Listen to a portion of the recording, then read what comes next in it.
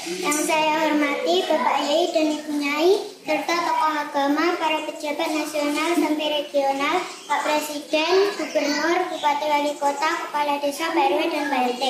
Yang saya hormati Bapak Ibu Guru Pendidik yang selalu membimbing kami dari tidak bisa sampai bisa. Tak lupa yang saya cintai teman-teman dan seluruh penonton yang dirahmati Allah. Hadirin semuanya, jadi santri jangan gemulai, jadi santri harus berani. Sebelum ceramah dimulai, dengarkanlah pantunku ini. Bertemu Roma Irama, membuat rindu semakin dalam. Pertama dan paling utama, izinkan saya mengucap salam. Assalamualaikum warahmatullahi wabarakatuh. Hadirin sekalian, pada kesempatan yang berbahagia ini, saya akan menyampaikan sebuah tema, temanku adalah saudaraku. Allah SWT menciptakan manusia berbeda-beda dari suku, bangsa, dan bahasa untuk saling mengenal. Hal itu tak lain dan tak bukan untuk menjadikan kita dapat menjalin hubungan persaudaraan yang erat. Setiap orang pasti memiliki teman sebagai tempat untuk berbagi rasa, saling menasihati dan tolong-menolong baik dalam keadaan susah atau bahagia. Dan mereka yang tulus berteman dengan kita apa adanya.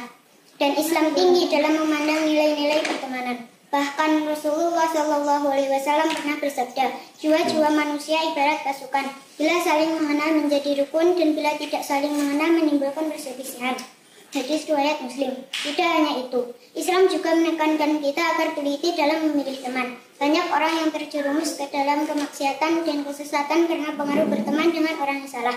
Namun tidak sedikit orang yang mendapat kebaikan dan hidayah karena bergaul dengan orang-orang yang saleh. Melalui berbagai penelitian tentang pergaulan, para pakar psikologi meyakini bahwa pertemanan di masa muda mempunyai pengaruh yang sangat besar daripada pergaulan yang dimiliki pada periode usia dewasa. Hal itu disebabkan karena masa muda adalah waktu membentuk pemikiran dan jalan hidup seseorang. Menurut mereka secara kejiwaan, anak muda sangat mudah dipengaruhi, dan pengaruh terbesarnya adalah teman sepergaulannya. Maka penting bagi kita untuk mencari sahabat yang baik yang dapat mendekatkan kita kepada Allah. Pada sebuah kesempatan, Ustadz Adi Hidayat telah menjelaskan kepada kita cara memilih sahabat yang baik yang dapat mendekatkan kita kepada Allah. Dan diantaranya adalah berteman dengan orang-orang yang bertakwa. Merekalah yang mendapat petunjuk dari Tuhannya, dan mereka itulah orang-orang yang beruntung. Berteman dengan orang yang beriman dan bertakwa kepada Allah akan memberikan kita ketenangan, aman, dan nyaman berada dekat dengan mereka. Bahkan ketika kita melihatnya saja hati menjadi tentram. Berteman dengan orang yang beriman dan taat kepada Allah itu sudah mendapat pahala. Menyukai mereka dan meniru perbuatan mereka akan membuat kita dikumpulkan di surga bersama mereka.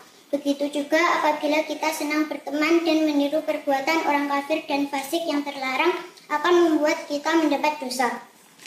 Allah SWT sangat menyayangi hamba-hambanya, sehingga dalam syariat yang dibawa oleh nabinya menyuruh kita agar pandai dalam memilih teman. Itu semua bertujuan agar kita selamat di dunia dan di akhirat.